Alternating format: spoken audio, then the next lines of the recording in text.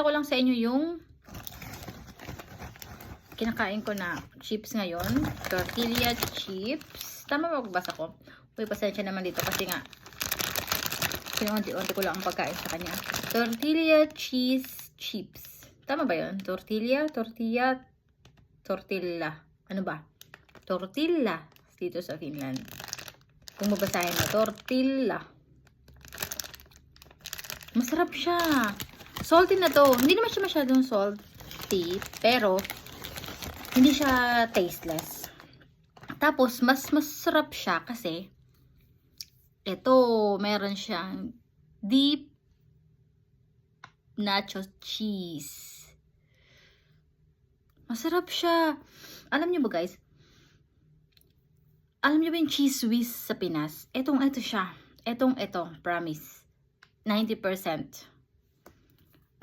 Masyado lang siyang hindi naman siya basang-basa. Pero, kumpara sa cheese whiz, basa siya. Pero, yun na talaga ang lasa. Ang kulay, yun. Temo.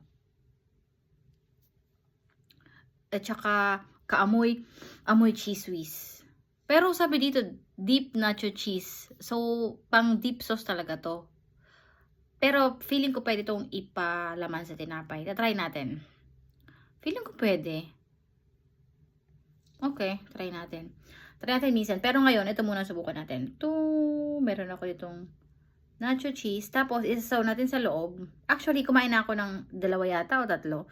Tapos, video ko na lang ulit para gusto kong ipakita sa inyo. Okay lang na isasaw ko kung dire-diretsong ganyan. Kasi, ako lang naman kakain ito mag-isa. Sa mga bibisita sa akin, nakita nyo yung ginaganito ko. Bibili na lang tayo ng bago, no worries. Sarap.